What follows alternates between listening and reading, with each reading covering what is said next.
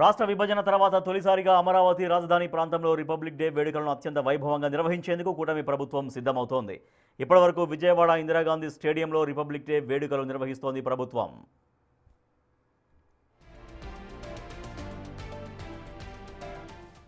ఈసారి నేలపాడు గ్రామం రాష్ట్ర హైకోర్టు సమీపంలో 20 ఎకరాల స్థలంలో రిపబ్లిక్ డే వేడుకలు నిర్వహించాలని యోచిస్తోంది. ఇందుకు సంబంధించి తక్షణమే ఏర్పాట్లు చేయాలని సిఆర్డీఏ అధికారులకు ఆదేశాలు జారీ చేసింది. రాజధాని ప్రాంతంలో పరేడ్ నిర్వహించడం ద్వారా అమరావతి ప్రాశస్త్యాన్ని చాటి చెప్పాలని ప్రభుత్వం భావిస్తోంది.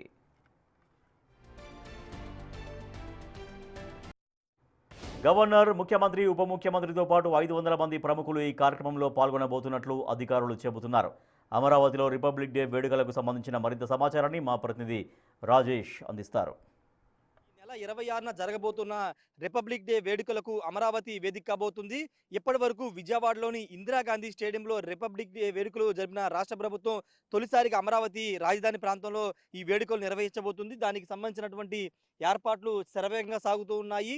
ప్రతి సంవత్సరం జనవరి 26 వస్తే ఇందిరాగాంధీ స్టేడియంలో ఈ వేడుకలన్నీ గణతంత్ర దినోత్సవ వేడుకలు జరిగేవి. కానీ మొదటిసారి 2014లో విభజన తర్వాత ఆంధ్రప్రదేశ్ రాజధాని అమరావతి వచ్చిన తర్వాత మొదటిసారి 10 ఏళ్ల తర్వాత ఇప్పుడు అమరావతిలో మొదటిసారిగా రిపబ్లిక్ డే వేడుకలు అయితే జరగబోతున్నాయి. మొత్తం 20 ఎకరాల విస్తీర్ణంలో రిపబ్లిక్ డే వేడుకలకు ఏర్పాట్లు చేస్తున్నారు. 10 ఎకరాల్లో 10 ఎకరాలకు సంబంధించినటువంటి ప్రాంతంలో పార్కింగ్, అదేవిధంగా ఇతర వాటికి 10 ఎకరాలు అయితే కేటాయించారు. మొత్తం దాదాపు 500 మంది విఐపీలు, అంటే ముఖ్యమంత్రితో పాటు మంత్రులు, గవర్నర్, అదేవిధంగా ఇతర ప్రముఖులందరూ కలిపి 500 మంది దాకా వస్తారని అంచనా వేస్తున్నారు. వాటితో పాటు 10 ఎకరాల్లో పెరేడ్ గ్రౌండ్ కూడా ఏర్పాటు చేస్తున్నారు. మనం చూస్తున్నాం కదా, ఇదంతా కూడా పెరేడ్గా ఉండబోతుంది. పెరేడ్ నిర్వహించడానికి 10 ఎకరాల్లో చదును చేసి దానికి సంబంధించిన ఏర్పాట్లు చేస్తున్నారు. 10 ఎకరాల్లో పార్కింగ్ కోసం అయితే కేటాయించబోతున్నారు. మొత్తం గుంటూరు, కృష్ణా, అదేవిధంగా అమరావతి ప్రాంతం నుండి దాదాపు 10,000 మంది ఈ కార్యక్రమానికి హాజరవుతారని అధికారులు చెబుతున్నారు. దానికి సంబంధించినటువంటి రిహార్సల్స్ సంబంధించినటువంటి కార్యక్రమం కూడా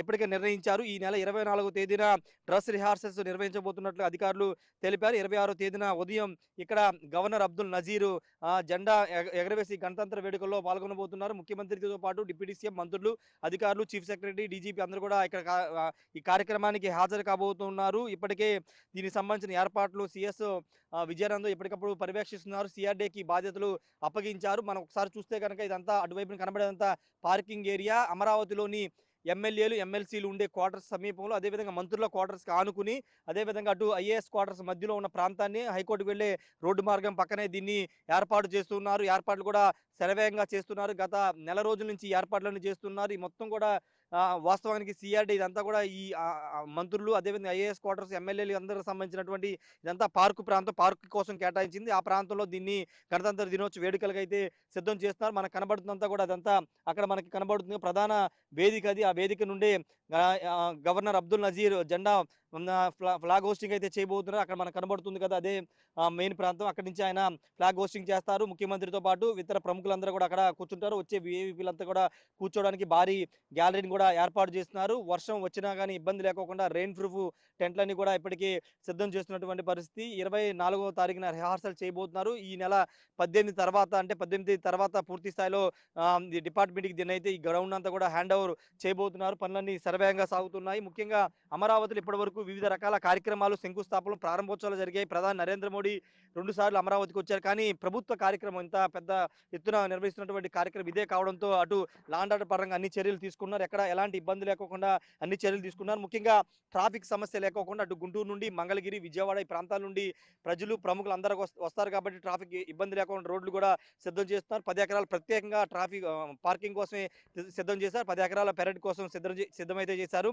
ఏదేమైనప్పటికీ అమరావతిలో గణతంత్ర దినోత్సవ వేడుకలు జరగబోతున్న 26వ తేదీన పూర్తి స్థాయిలో ఈ మొత్తం కూడా ఒక కోలాహల వాతావరణం అయితే కనబడబోతుంది.